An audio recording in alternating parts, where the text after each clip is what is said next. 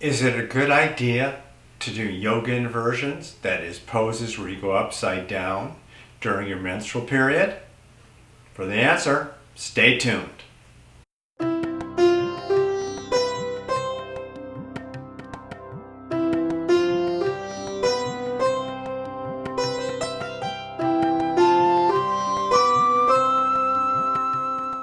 Many women are told during yoga classes that if they're currently menstruating, that they shouldn't do headstands, shoulder stands, and other inverted poses where the head is lower than the pelvis. Now, a lot of women object to this. They feel it's part of a patriarchal, old, male-dominated system of yoga, and they don't notice any problems when they go upside down during their period, and they want to continue doing it. And in fact, many women either don't tell their teacher, or if asked, may even lie about it so that they can do the practice that they want to do regardless of what the teacher thinks. Now, where does this idea come from? Well, it really stems out of the idea in both yoga and Ayurveda that the energy of the body, the prana in the body, moves in different directions. And specifically, downward moving prana is what's known as apana. And this is the prana that in yoga it's taught has to do with going to the bathroom. It has to do with delivering a baby. It has to do with having a menstrual period.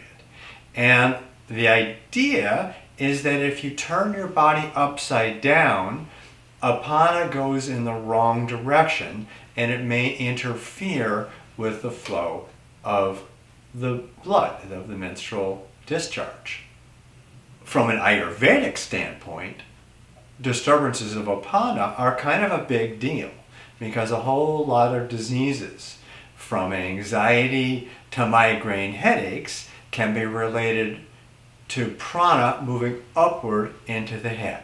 Now, to me, there's a bigger question here, which is what kind of yoga practice is it appropriate to do early on, particularly in the period, when many women feel tired and kind of run down?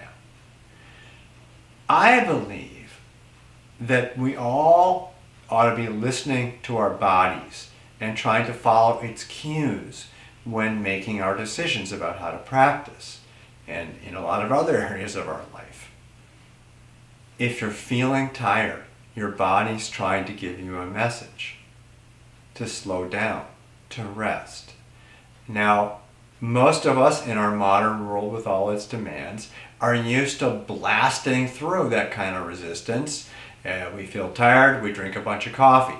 We don't feel like doing something hard, we do it anyway. Our body isn't really feeling like a strong exercise session today, we do it anyway. And we kind of think it's good for us.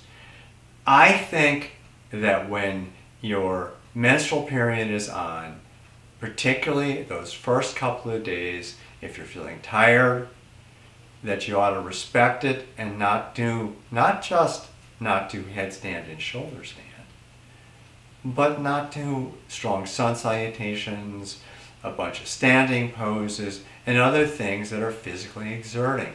It's more than your body is ready for.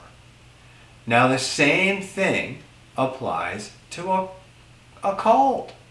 Many people wake up, their nose is running, they feel run down, they got a headache perhaps, scratchy throat, and they say, I'm going to work anyway, gotta go to work. Now the problem is you end up going to work, you end up infecting your coworkers, and you're probably not as productive as you would be, and it takes you a little longer to get over your cold because you haven't honored what the body is trying to tell you by giving you these symptoms. Something's going on, take care of me today, don't overdo it. Where I disagree with a lot of advice that's given has to do with later in the period. Say day 3, 4, 5, when flow is very light, you're feeling better, you're more energetic. Now, at that point, if you want to go upside down for a minute or two in a headstand or a shoulder stand, I doubt you're doing a little harm. Perhaps your menstrual flow will stop very temporarily and then start again, that doesn't really concern me. Earlier on in the period, it could really stop the flow entirely for a while. I don't think that's a great idea. Later on, when you're feeling better, sure, why not? And again, let your feedback tell you. If you go upside down later in the period and the next day you're feeling a little worse, maybe that is that you did too much. The bottom line is, the more plugged into your experience you are, and of course we develop that ability to feel what's happening in our bodies, in our yoga practice. The more you develop that skill, the more you can finally assess exactly where your body's at, the more it'll tell you what you should do and what you shouldn't do. Okay, all for now. Thanks much. Namaste.